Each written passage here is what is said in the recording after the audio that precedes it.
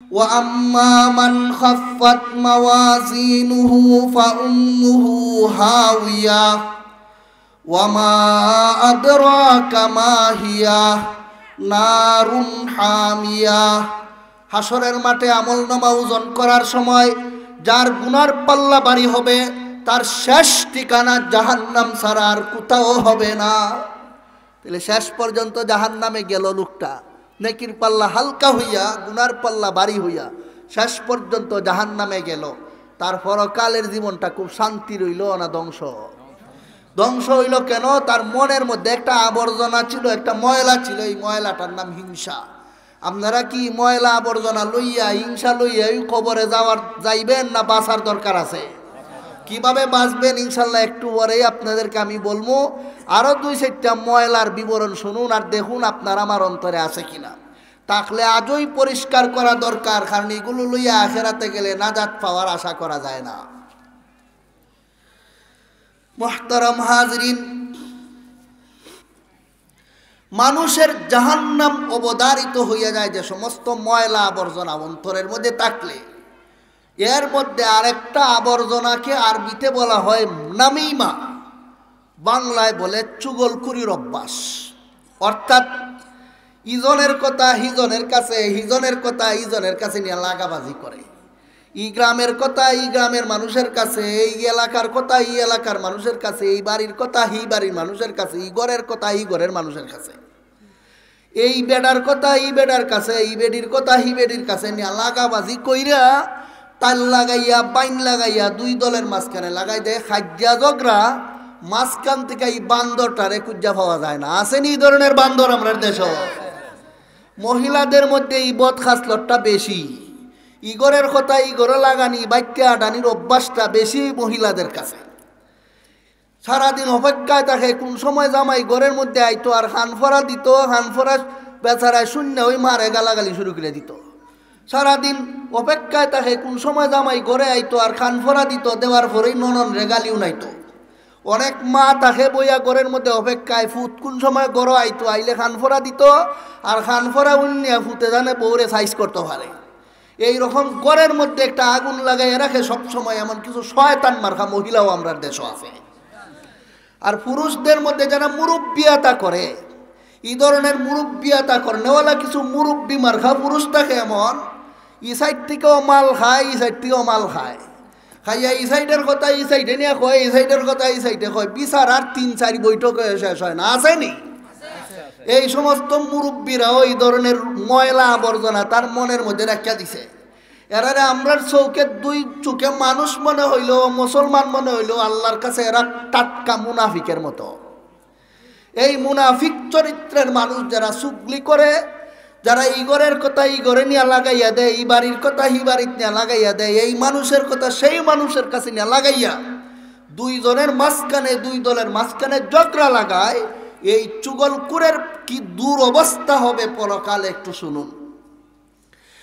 হাদিস শরীফে আছে আন আম্মার রাদিয়াল্লাহু তাআলা আনহু ক্বালা ক্বালা রাসূলুল্লাহ সাল্লাল্লাহু আলাইহি ওয়াসাল্লাম মান কানা যা ওয়াজহাইনি ফিদ দুনিয়া কানা লাহু ইয়াউমাল কিয়ামাতি লিসানানি মিন নার। আবু দাউদ শরীফের হাদিসে আছে আল্লাহর রাসূল ফরমান, আমার উম্মতের যে লোকটা দুনিয়ায় থাকতে একজনের কথা আরেকজনের কাছে নিয়ে লাগাইয়া দিত, চুগলি করি করতো, বাইন লাগাইতো, তাল লাগাইতো, এই সমস্ত বদ স্বভাব যে সমস্ত লোকের মধ্যে ছিল, আল্লাহর রাসূল ফরমান হাসরের মাঠে এই লোকটা এমনভাবে উঠবে কুত্তার মতো তার 2টা জিহ্বা বাইর হয়ে যাবে, আর দুটোটা জিহ্বা দিয়া দাউ দাউ করে আগুন জ্বলতে থাকবে। চেহারাটার মধ্যে আগুনের ফ্যাক্টরি হয়ে যাবে। জিহ্বা দিয়া যদি দাউ দাউ করে আগুন জ্বলে, উপরের টুট চোখ জাগাত থাকবো না গলবো, গল্লা গল্লা নিচে ভরতে থাকবো আর কুত্তার মতো চিল্লাইতে থাকবো কিয়ামতের মাঠ। মানুষের দেখে ওই বুঝবো ইলা দুনিয়ায় থাকতে বাইন লাগাইতো, ইলা দুনিয়ায় থাকতে তাল লাগাইতো, এই কারণে আজকে তার এই দশা হয়েছে। এই লোকটা জাহান্নামে গিয়ে আগুনে জ্বলন লাগতেছে না হাসরের মাঠে উঠা মাত্রই আগুন লেগে গেছে? কথা বলেন না আপনারা? মাঠের মধ্যে আগুন লেগে গেছে। শেষ পর্যন্ত কুত্তার মতো হইয়া জাহান্নামে যাবে। কুত্তার মতো হইয়া যে লোকটা শেষ পর্যন্ত জাহান্নামে গেল, তার পরকালের জীবন সফল না ধ্বংস? ধ্বংস হইছে তার নাকের, কানের, চৌকের কোনো আবর্জনার কারণে না, মনের এই আবর্জনাটার নাম চুগলখড়ির বদভ্যাস। মনে এই দোষে কোনো চুগলখুর নাই থাকলে এই চুগলখড়ি লইয়াই কিয়ামতের মাঠে শাস্তির প্রাপ্ত হইয়া উঠার ব্যবস্থা করুন না বাঁচার দরকার আছে। কিভাবে বাঁচবেন একটু পরেই আপনারা আমি বলবো। আরো 2-4টা ময়লা আবর্জনার বিবরণ শুনুন আর দেখুন আপনার দেশে এই ধরনের আবর্জনাওয়ালা লোক আছে কিনা। মানুষের মনের মধ্যে যে সমস্ত বদ অভ্যাস দেখা দিলে শেষ পর্যন্ত তার জন্য জাহান্নাম অনিবার্য হইয়া যায়, এর মধ্যে আরেকটা বদ অভ্যাসকে আরবিতে বলা হয় কিবির, বাংলায় বলে অহংকার। অর্থাৎ অহংকার হইল দুই জিনিসের যে কোনো একটা যদি কোনো মানুষের মধ্যে থাকে। সাহাবায়ে কেরাম আল্লাহর রাসূলকে জিজ্ঞাসা করলেন, ইয়া রাসূলুল্লাহ, অহংকার কাকে বলে? আল্লাহর রাসূল বলেন, আল কিবরু বাতারুল হাক্কি ওয়া গামতুন নাস। দুইটা বদ অভ্যাসের একটা যদি কোনো মানুষের মধ্যে দেখো, বুঝতেই বলুক তার মধ্যে অহংকার হইছে। এর মধ্যে একটা বদ অভ্যাস হইল উচিত কথা মাইনা নিতে চায় না, হক কথা মাইনা নিতে চায় না। যতদিন পর্যন্ত আপনি উচিত কথা বলেন তার পক্ষে যায় ততদিন খুব ভালো পায়, হুজুর রে খুব ভালো পায় আপনারে।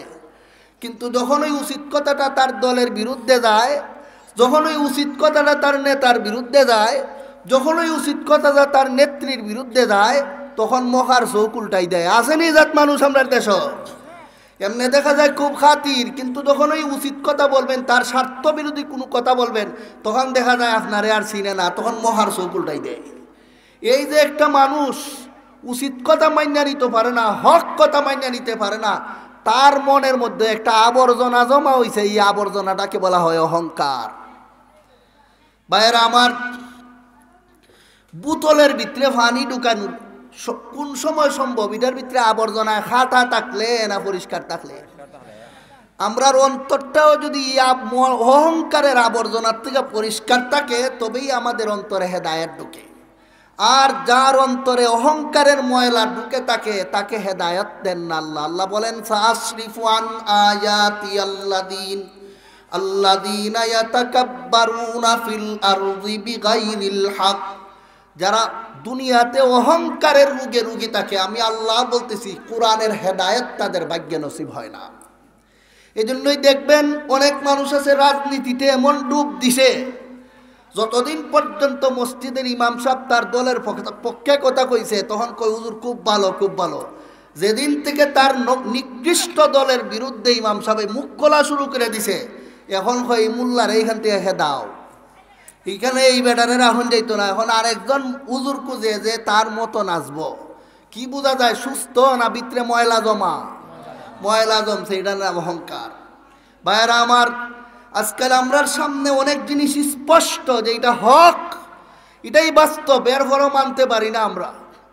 যেমন একটা উদাহরণ দেই আপনাদেরকে, দাওয়াত ও তাবলীগের যে একটা মেহনত আছে, দাওয়াত ও তাবলীগের মেহনতে যদি কোনো মানুষ যায়, 3 দিন থেকে 1 চিল্লা পর্যন্ত দেয়, লোকটায় যদি আগে অজু গোসল না জানতো, তাবলীগের উসিলায় তার অজু গোসল ঠিক হইয়া যায়।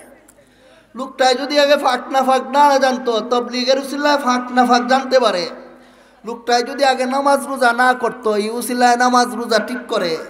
লোকটায় যদি আগে চুরি ডাকাতি বদমাইশি করতো, সবগুলি সাইরা 1 চিল্লার মাধ্যমে খুদার ওলি হইয়া বাড়িতে ফিরে আসে।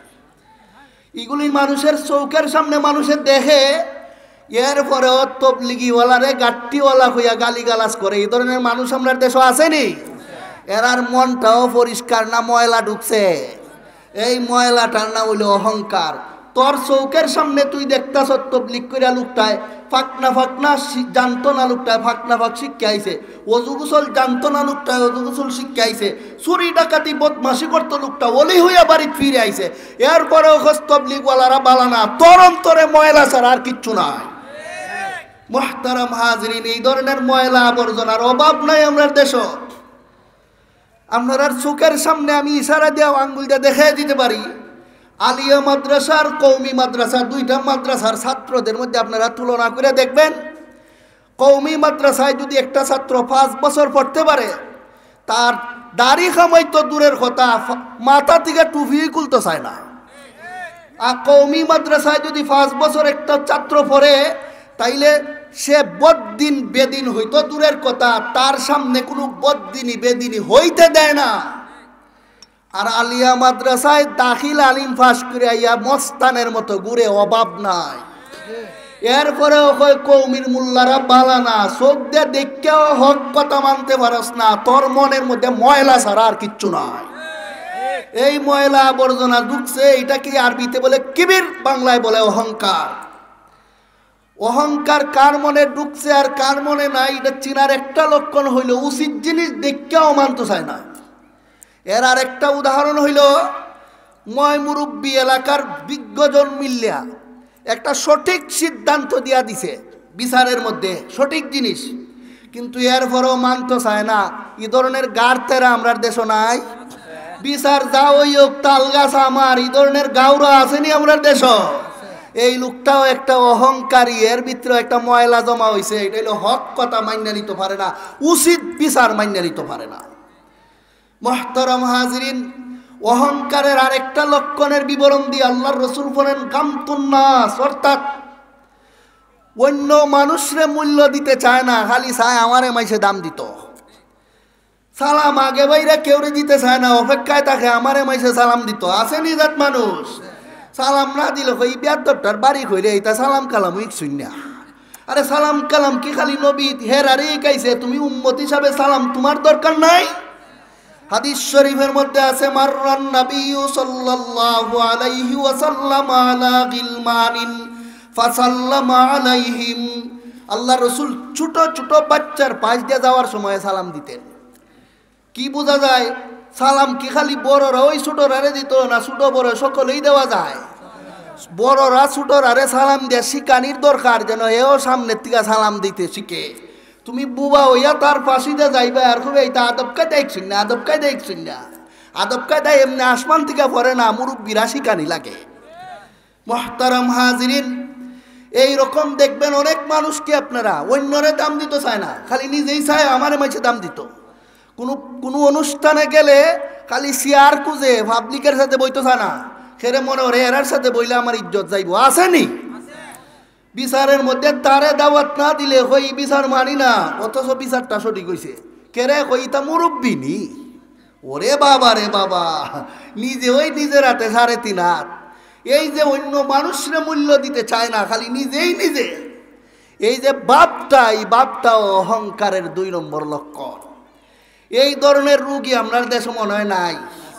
যদি তাকে এর পরিণতিটা কি হবে একটু মনোযোগ দিয়ে শুনুন।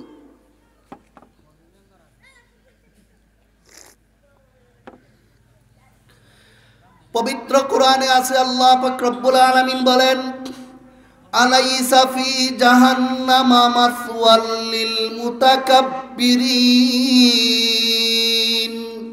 যারা অহংকারের ময়লা তার অন্তরে জমাইছো, আমি আল্লাহ বলতেছি তোমাদের শেষ ঠিকানা জাহান্নাম ছাড়া আর কোথাও হবে না। গেল এক আয়াত।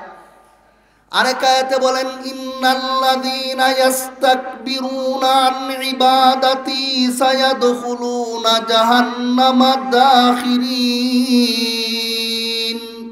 দুনিয়াতে যারা অহংকারের রোগী ছিল, আমি আল্লাহ বলতেছি তাদেরকে যে জাহান্নামে দিব বলছি, সুজা জাহান্নামে দিব না, লাঞ্ছিত কইরা বেইজ্জত কইরা এইগুলোকে জাহান্নামে পৌঁছায় দিব। কোরআনের 2 আয়াত আমাদেরকে বলে দিল, যাদের মনে অহংকারের ময়লা জমা হইছে এরা সুজা নিরাপদে জাহান্নামে যাবে না লাঞ্ছিত হইয়া। লাঞ্ছিত করার ধরনটা কি হবে এটা কোরআনে নাই, আছে হাদিসে।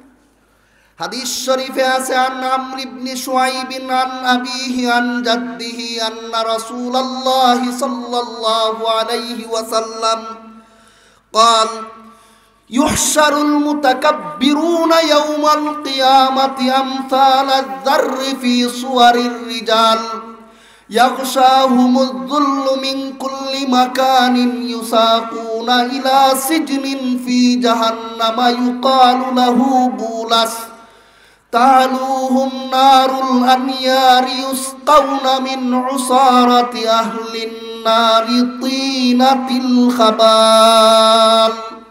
নাসাই শরীফের হাদিসে আছে, আল্লাহর রাসূল বলেন, কোরআনে যে আল্লাহ বলেছেন যার মনে অহংকারের ময়লা জমা আছে এই লোকটারে লাঞ্ছিত করে জাহান্নামে দিবেন। লাঞ্ছনার ধরন কি হবে শুনো হে আমার উম্মত।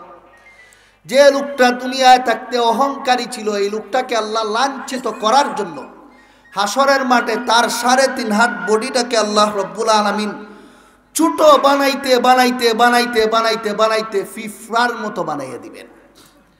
ফিফরা আমরা চলতে ফিরতে অজান্তে ফায়ের নিচে পড়েনি। ফিফরা ফায়ের নিচে পড়ে কেন? বেশি বড় হওয়ার কারণে না অতি ছোট হওয়ার কারণে?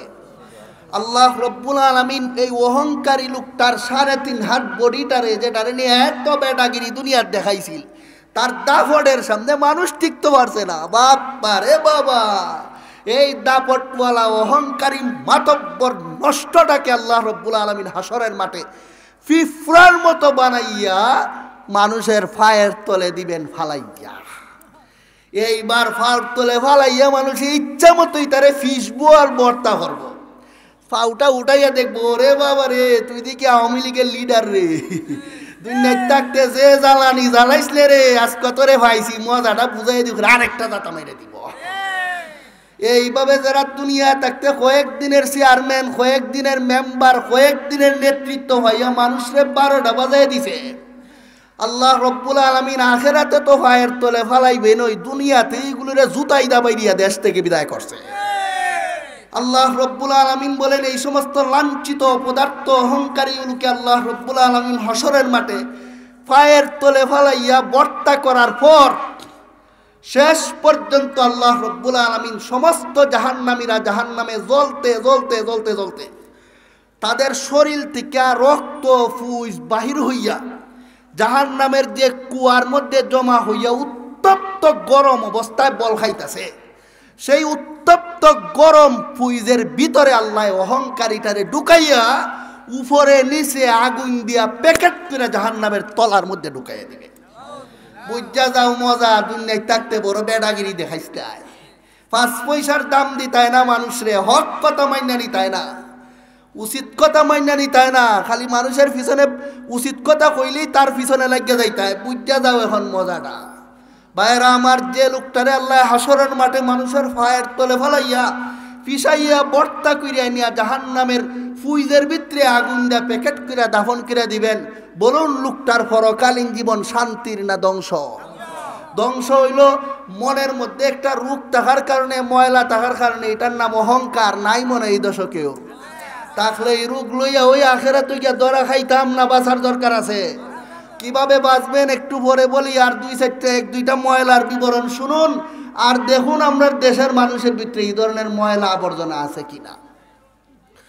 মানুষের মনের মধ্যে যতগুলি ময়লা আবর্জনা হইলে তার পরকালের জীবন জাহান্নাম অনিবার্য।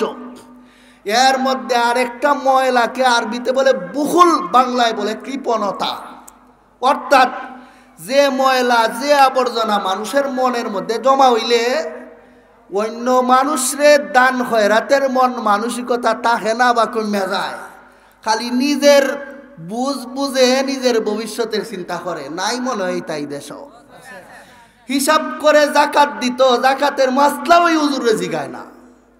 হিসাব করে হজও যাইতো, যাইমু যাইমু করতে করতে বুড়া হইয়া মরতাছে, হজের নাম লয় না। এইরকম হজ ফরজ হইয়া রয়েছে এই দেশে অনেক মানুষরে আমার চিনা হইয়া আছে, কিন্তু যাই যাই মনে রে কইতে কইতে জীবন গেছে গা। অনেক মানুষের উপর জাকাত ফরজ হইয়া রয়েছে, কেমনে জাকাত ফরজ হই মাসলাটা পর্যন্ত একজন আলিম রেগে জিজ্ঞেস করে না, জাকাত দিতেছে না। অনেক মানুষ আছে এমন, তার সম্পদের অভাব নাই, অথচ তার আত্মীয় স্বজনের মধ্যে অনেকের ঘরের মধ্যে ছাউনি দিতে পারে না, বৃষ্টি পড়ে, অথচ এইদিকে কোনো খবর লয় না। আসেনি? অনেক মানুষ আছে তার ভাড়া প্রতিবেশীর অনেক মানুষে চিকিৎসা করার পয়সা পায় না, ঔষধ খাইবার টাকা পায় না, বিস্তার পরে মরতাছে, অথচ এই ধনী লোকটায় তার প্রতিবেশীর দিকে চায় না, খালি নিজের ভবিষ্যতের চিন্তা করে। আগে আসিল গড় খাঁচা, এখন করছে ফাক্কা, পাক্কা করার পরে কয় ফ্রিজ লাগবো, ফ্রিজ আনছে, এখন কয় এসি লাগবো, এসি করছে, এখন কয় বাড়িত খালি গড় বানাইছে, এখন বাজারও একটা করণ লাগবো, বাজার হয়েছে কয় এখানে হইতো না, সোনারঘাট একটা করণ লাগবো, সোনারঘাট হয়েছে কয় ইতা হইতো না, এখন হবিগঞ্জ একটা করণ লাগবো। খালি নিজের সামনের ভবিষ্যৎ কেমনে বাড়াইতো, ফুলা একটা গেছে বিদেশে, আর একটা কেমনে বাড়াইতাম, এভাবে খালি নিজের ভবিষ্যতের চিন্তা, অথচ পাড়া প্রতিবেশীর অভাব দুঃখীদের কোনো খবর নাই। নিলেও নাম কেউ আসতে, যেখানে দিতে পারে 1 লাখ টাকা, এখানে 1000 টাকা দেওয়া হয়, দিছি হইতো আসেনি স্বভাব আমরা দেশ। তার বাতিজার সম্পদের অভাব নাই, অথচ চাচা আরেক বেটার বাড়ি খামলা দেয়, আসেনি তা অবস্থা। এই যে বাতিজা, তুই বাতিজা হইয়া কি লাভ হইল রে তোর, যদি তোর চাচায় আরেক বেটার বাড়ির খামলা দেওয়ান লাগে, তোর মতো ফুরা কহাইলার বাতিজা দুনিয়ায় থাকার দরকার নাই।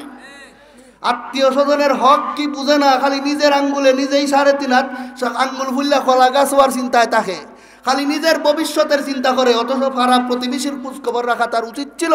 এদিকে তার কোনো খবর নাই, গরিব দুঃখীর কোনো খবর নাই, জাকাতের কোনো খবর নাই, তার আত্মীয় স্বজনের কোনো খবর নাই, খালি নিজের ভবিষ্যৎ, নিজের ভবিষ্যতের চিন্তা। এই ধরনের বদ স্বভাব যদি কোনো মানুষের মধ্যে থাকে, এই লোকটার মনেও একটা আবর্জনা জমা হয়েছে। এই আবর্জনাকে বাংলায় বলে কৃপণতা, আরবিতে বলা হয় বুকুল। এই লোকটারে বাংলায় বলে কৃপণ, আরবিতে বলে বখিল। মনে এই দেশে কোনো কৃপণ উফর নাই থাকলে এই লোকটার আখেরাতের পরিণতি কি হবে একটু মনোযোগ দেয়া শুনুন, ভালো কইরা বিচার কইরা দেখুন যে আমার পরিণতিটা কি হইব, নিজে বুঝছেন। মাইপ পেলাইতে পারবেন এই ওয়াজের পরে আপনারা রাখাত কেরা জান্নাতি আর কেরা জাহান্নামী, নিজেই বাইতে লাইতে পারবেন, এখানেও অনেক আছে। মুহতারাম হাজিরিন, যে সমস্ত লোকেরা দুনিয়ায় থাকতে কৃপণ স্বভাবের, আত্মিকা সম্পদ ছাড়তে চায় না, বাপরে বাপ, খালি খামর মেরে দৌড়ে রাখতে চায়, এই সমস্ত বদ স্বভাবওয়ালা লোকগুলোর আখেরাতের কি পরিণতি হবে একটু মনোযোগ দিয়ে শুনুন। আল্লাহ পাক রব্বুল আলামিন পবিত্র কোরআনে বলেন, ওয়ালা ইয়াহসাবান্নাল্লাযীনা ইয়াবখালুনা বিমা আতাহুমুল্লাহু মিন ফাদলিহি হুয়া খায়রাল লাহুম বাল হুয়া শাররুল লাহুম সায়ুতাওয়াকুনা মা বাখিলু বিহি ইয়াউমাল কিয়ামাহ ওয়ালিল্লাহি মিরাসুস সামাওয়াতি ওয়াল আরদি ওয়াল্লাহু বিমা তা'মালুনা খাবীর। আল্লাহ রাব্বুল আলামিন বলেন, যে সমস্ত লোকেরা দুনিয়ায় থাকতে কৃপণতার রোগে রোগী ছিল, সম্পদ খালি জমাইতে জানে, যাকাত ফিতরা ইত্যাদি বা পাড়া প্রতিবেশীর হক দিতে জানে না, খামর মাইরা খালি সম্পদ ধইরা রাখতো আর নিজের ভবিষ্যৎ করত, এই কৃপণ স্বভাবের মানুষগুলির সম্পদ আল্লাহ হাসরের মাঠে 3টা ভাগে ভাগ করবে। এর মধ্যে একটা বাঘরে বিষাক্ত সাপ বানাইয়া আল্লাহ তার গলার মধ্যে লটকাই দিবেন। কেমন বিষাক্ত হবে এটা কোরআনের আয়াতে নাই, আছে হাদিসে। হাদিস শরীফে আছে, লাউ আন্না ওয়াহিদাম মিনহা নাফাখা ফিল আরদি মা আমবাতাত শাইআম মা বাকিয়াতিদ দুনিয়া। পরকালে আল্লাহ যে সাপটা তার গলায় লটকাই দিবেন, এই সাপটার বিষ কেমন হবে? আল্লাহর রসুল ফরমান, একটা সাপে যদি তার বিষাক্ত হাওয়াটা দুনিয়ার দিকে একবার ছাড়ত, আসমানের নিচে জমিনের উপরে মানুষ পশু বাস করা তো পরের কথা, কিয়ামত পর্যন্ত এই জমিনে কোনো গাছ পর্যন্ত জন্ম হইত না।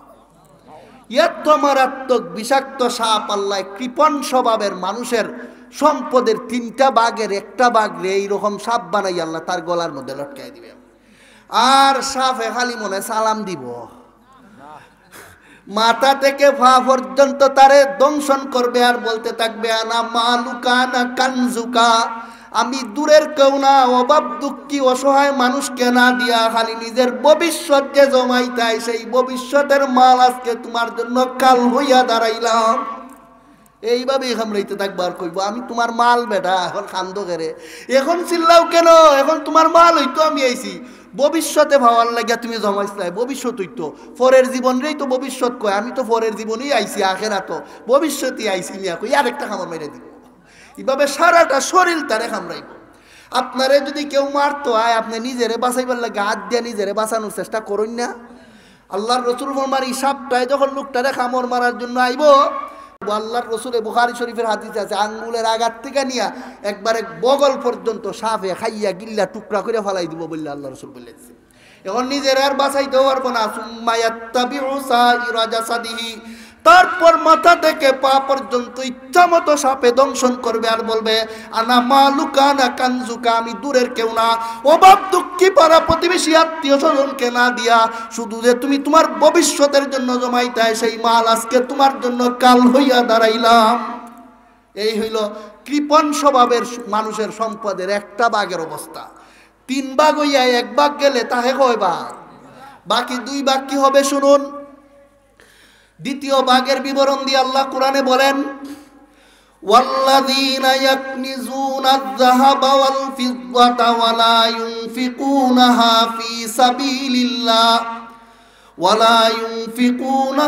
ফি সাবিলিল্লাহি ফাবাশশিরহুম বিআযাবিন আলীম ইয়াওমা ইউহমা আলাইহা ফি নারি জাহান্নামা ফাতুকওয়া বিহা জিবাহুহুম ওয়া জুনুবুহুম ওয়া যুহুরুহুম হাযা মা কানাজতুম লিআনফুসিকুম ফাযুকু মা কুনতুম তাকনিজুন। কৃপণ স্বভাবের মানুষের সম্পদের দ্বিতীয় ভাগটাকে আল্লাহ পিতলের মতো বানাইয়া, লোহার মতো বানাইয়া জাহান্নামের আগুনের ভিতরে দিবেন ঢুকাইয়া। জাহান্নামের আগুনের ভিতরে লোহারে ঢুকাইলে কিছুক্ষণ পরে এটারে লোহা দেখা যাইব না আগুন, ওই আগুনের টুকরার মতো বানাইয়া আল্লাহ ফিরিস্তার হাতে দিয়া বলবেন ওই যে কিপটাটা, এই কিপটাটার শরীরের মধ্যে কাফড় যেভাবে ইস্তারি করা হয় তার সারাটা শরীর এইভাবে লোহায় দেয় ইস্তারি করো। উত্তপ্ত গরম লোহাটা যে সময় চামড়ার শরীরে লাগাই দিব, কি মনে হয় জাগাত থাকবো নি চামড়া না গলব? গইল্লা খসা খসা নিচে পড়তে থাকবো আর লোকটা চিৎকার করতে থাকবে, বলবে আমার এত কষ্ট দেওয়া হচ্ছে কেন, আমি কোন অপরাধ করেছিলাম? আল্লাহর পক্ষ থেকে তখন বলা হবে হাযা মা কানাজতুম লিআনফুসিকুম ফাযুকু মা কুনতুম তাকনিজুন। মজা শিখো মিয়া, এটা দূরের কিচ্ছু না, এটা হলো তোমার মাল যেটা জমাইয়া রাখছিল ভবিষ্যতের জন্য, সেই মাল হইতে এখন তোমার দেওয়া হইতাছে। কেমন লাগে মিয়া কই আবার শরীরের মধ্যে ঢুকাই দিব। ভাইয়েরা আমার, বিপদ পড়লে আরেকটা মানুষের দিদি আমার পাশে যারা ইস ইস কয় তাহলে কিছুটা শান্তি মিলে, কিন্তু আমার বিপদ দিকে আরেকজন যদি কয় মজাটাই কমিয়া, এই সময় কেমন লাগে? ভিতরে কেউ শান্তি লাগে না জ্বালা বাড়ে? ও শরীরে দিব লোহার জ্বালা, মনের ভিতরে দিব এই টিটকারির জ্বালা। এইভাবেই কৃপণ স্বভাবের মানুষের সম্পদের দ্বিতীয় ভাগটারে তার গায়ে দেওয়া হবে। 3 থেকে 2 গেলে তাহে কত? আর এক কি হবে? এটাও কোরআনে আছে, হাদিসে আছে। হাদিস শরীফের মধ্যে আছে আন আবি যাররিন রাদিয়াল্লাহু তাআলা আনহু قال قال رسول الله صلى الله عليه وسلم بشر الكانزين برزف يحمى عليه في نار جهنم ثم يوضع بين حلمة ثدييه حتى يخرج من نضغ كتفيه। আল্লাহর রাসূল ফরমান, যে সমস্ত মানুষেরা কৃপণতার কারণে দুনিয়াতে সম্পদ হাত থেকে ছাড়তে চাইতো না, কামড় মারে খালি ধৈর্য রাখতে চায়, এই কৃপণ স্বভাবের মানুষের সম্পদের একটা ভাগ থেকে আল্লাহ সাপ বানায় তার গলায় লটকাইবেন, দ্বিতীয় ভাগটাকে আল্লাহ লোহার মতো বানাইয়া আগুন কইরা গরম কইরা তার শরীরে লাগাই দিবেন, 3 নম্বর ভাগটাকে পাথর বানাইয়া জাহান্নামের আগুনের ভিতরে দিবেন ঢুকাইয়া। পাথর যদি আগুনের ভিতরে ঢুকাইয়া রাখা হয় কিছুক্ষণ পরে পাথর খুব ঠান্ডা থাকবো না, গরম সীমাহীন গরম যখন পাথর হবে আল্লাহ ফিরিস্তাকে বলবেন এই কৃপণ লোকটার বুকের উপর নে পাথরটা রাখো। ফিরিস্তাই না বুকের উপর পাথরটা রাখিয়া যখন একটা জাতা মারবো, আল্লাহু আকবার। বুখারী শরীফের হাদিসে আছে বুক ফাইরা বুকি দেয়া পাথর ঢুকিয়া ফিসন ফাইরা ফিসিদা তার কলিজা সহ বের হয়ে যাবে। লোকটা বলবে হায় হায় আমার এত কষ্ট দেওয়া হচ্ছে কেন, আমি কি করেছিলাম? বলা হবে মিয়া দুনিয়ায় থাকতে পারা প্রতিবেশীর কোনো খবর নিতায় না, অভাব দুঃখের কোনো খবর নিতায় না, মাদ্রাসা মসজিদের কোনো খবর নিতায় না, আত্মীয় স্বজনের কোনো খবর নিতায় না, যাকাত হজের কোনো খবর নিতায় না, খালি নিজের ভবিষ্যৎ করতায়। ওই ভবিষ্যতেই এখন তোমারে দেওয়া হইতাছে, কেমন লাগে মজাটা শিখো। ভাইয়েরা আমার, যে লোকরে এইভাবে সাপ দেয়া গলাত লটকাইয়া পরকালে জাহান্নামের আগুনের মধ্যে লোহা গরম করে তার শরীরে ঢুকাইয়া, পাথর গরম করে তার বুকটারে ভাইরা যে বুকটারে হাসরের মাঠে দেখা করান হইব, বলুন তার পরকালীর জীবন খুব শান্তি না ধ্বংস? ধ্বংস হইল কেন? তার শরীরের নাকের মুখের চৌকের কোনো রোগের কারণে না, মনের এই রোগটারে বলে কিপটামি। মনে এই দেশে কোনো কৃপণ নাই, তাহলে এই রোগ লইয়া হয়ে যাইতা না বাঁচার দরকার আছে। কিভাবে বাঁচবেন এই 1-2 মিনিটে বলছি শুনুন। আপনার শরীরে যদি কোনো রোগ হয়, এটার চিকিৎসার 3 ব্যবস্থা। প্রথমে আপনি ফার্মেসির যান, গিয়ে ডাক্তারের ওষুধ খান, ভালো হয়ে গেলে তো মাশাল্লাহ। যদি না হয় ভালো, তাইলে সোনারঘাট বা বড় কোনো জায়গায় গিয়ে একটা MBBS বা FRCS ডাক্তার দেখাইয়া তার পরামর্শ মতো প্রেসক্রিপশন কইরা বাড়িতে না ওষুধ খায়। যদি ভালো হইয়া জানতে তো ভালো, এরপরও যদি ভালো না হয় তাইলে একজন বড় ডাক্তারে যেখানে কয় সেখানে গিয়ে হাসপাতালে ভর্তি হইয়া ডাক্তারের তত্ত্বাবধানে থাকিয়া এরপরে তুই বাড়িতে ফিরে মানুষ সুস্থ হইয়া। এইভাবেই তো আমরা শরীরের চিকিৎসা করি। কি তা কইন আপনারা? তেমনিভাবে অন্তর আত্মার এই ময়লা দূর করার আরও 3টা ব্যবস্থা। একটা প্রাথমিক, এটা হইল এইভাবে হক্কানি উলামায়ে কেরামের ওয়াজ শুনতে থাকা। আবার বলছি, হক্কানি উলামায়ে কেরামের ওয়াজ লাগবে। ওয়াজ উঠতে ওই চিল্লানি শুরু, ওয়াজ উঠতে ওই বেমরানি শুরু, ওয়াজ উঠতে ওই খালি নবীর শান শুরু, অথচ নবীর সাথে পরম দুশ্মনী এদের। এই ধরনের খাস লজ্জারা এরার ওয়াজে কোনোদিন লাভ হয় না। নবীর শান যদি বলতে হয়, আমার মনে হয় আমাদের চেয়ে এই জমানায় কেউ বলতে পারবে না বেশি। লাগাইয়া দেন এখন, আজকে তো আমার সময় নাই, মাগরিবের পর থেকে শুরু করে ফজর পর্যন্ত বলতে পারবো নবীর শান, 1 মিনিটও চুপ থাকতে হবে না। এই পরিমাণ এশক মোহাব্বত নবীর শান নিয়েই আমরা হাদিস পড়াই। কিন্তু 2টা হাদিস শুদ্ধ করে পারতো না হইতো, কিন্তু আশিকে রসুলের বাজনা বাজানির লেগে মাঠো ময়দানে আইয়। ভাইয়েরা আমার, এইগুলোর ওয়াজ শুনে হেদায়েত হবে না, হেদায়েত হতে হবে হেদায়েতের কথা শুনলে। এইরকম হক্কানি উলামায়ে কেরামের ওয়াজ শোনার পরে দেখবেন আপনার রোগের প্রাথমিক চিকিৎসা হয়ে গেছে, দিন দিন রোগ কমব।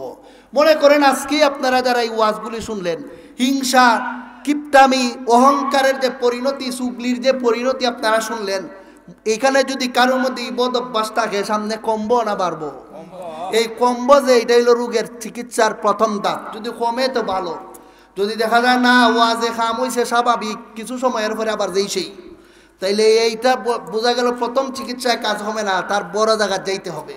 ফার্মেসি যদি না ধরে ওষুধে, তাইলে যাওয়ান লাগে বড় ডাক্তারের কাছে, MBBS এর কাছে গিয়ে নিজের রোগের বিবরণ দেয়া প্রেসক্রিপশন মতো ওষুধ খাওয়ান লাগে। ওয়াজে যদি দেখা যায় কাজ হইতাছে না, সাময়িক হওয়ার পরে আবার যেই সেই, তাইলে একজন হক্কানি কামিল আল্লাহওয়ালা পীর, বরুণার পীর সাহেবের মতো এই ধরনের কামিল পীর দিগলবাগি ছিলেন, আজকে দুনিয়াত নাই। ফাঁসারগাঁও একজন আছেন মুফতি সাহেব, এরকম কামিল পীর। গোয়াসপুরের মুতামিম সাহেব আছেন, এরকম কামিল একজন পীর সাহেবের কাছে গিয়া নিজেরে মুরিদ কইরা উনার কাছে নিজের রোগের বিবরণ দিতে হবে, যে হুজুর আমার মধ্যে কিপটামি আছে, আমার মধ্যে সুগলির অভ্যাস আছে, আমার মধ্যে হিংসা আছে। তখন উনি বললা দিবেন, যাও বাড়িত গিয়া তুমি ওই তসবিহে তোবার ফইরো, এই কথাটা ছাইরা দিও, এই কামটা কইরো। এইভাবে যদি উনার পরামর্শ মতো চলেন, তাইলে আপনি অন্তর আত্মার রোগ থেকে মুক্তির আরেকটা ব্যবস্থা করে ফেললেন। যদি ভালো হইয়া যান মাশাল্লাহ, যদি দেখা যায় নাও, এদিকে দেখা যায় মুড়ি দইছে, বাড়িতে আইলো টেলাইতাছে, আসেনি এজাত মানুষ, মসজিদও সফে আওয়ালো, সুদও সফে আওয়ালো।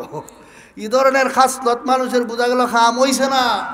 দ্বিতীয় চিকিৎসায় তাহলে তার তৃতীয় চিকিৎসা লাগবে, সেটা হইল একজন কামিল হক্কানি পীরের বাড়িতে গিয়া, খানকাত গিয়া, উনি যেখানে বলে সেখানে তাকিয়া উনার নিবিড় তত্ত্বাবধানে নিজের সাধনা কইরা, হাসপাতালে ভর্তি হইয়া যেমন ডাক্তারের তত্ত্বাবধানে ঔষধ খাইয়া সুস্থ হইয়া বাড়িতাও, এখানেও একজন আল্লাহওয়ালা পীর সাহেবের সুহবতে গিয়া উনার খানকাত তাকিয়া উনার কাছে সাধনা করিয়া, উনি যেদিন বলবো এখন বাড়িতে যাও, সেদিন সুস্থ হইয়া বাড়িতে হইয়া ফিরত আসতে হবে। আর সাথে আর একটা কাজ করা যায়, সেটা হইল দাওয়াত তবলিগের ময়দানে যাও। সেখানের মধ্যে গিয়ে মেহনত করলে অটোমেটিক অন্তর থেকে অহংকার দূর হয়ে যাবে। ব্যারিস্টারেও গিয়ে আরেকজনের জুতা সুতা করে দেওয়ান লাগে, মাস্টারেও গিয়া বাবুর সিগিরি করণ লাগে, তখন ভিতরের কুমড়া আর থাকে না, এমনি অহংকার দূর হইয়া যায়। বাই বাই হইয়া ইকরামুল মুসলিমিনের কারণে চলে, যার কারণে আর হিংসা থাকে না, মহব্বত সৃষ্টি হইয়া যায়।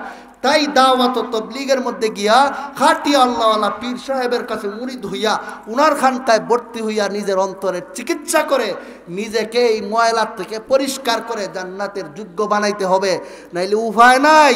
এই সমস্ত আবর্জনা লইয়া মরলে জাহান্নাম ছাড়া কোনো উপায় থাকবে না।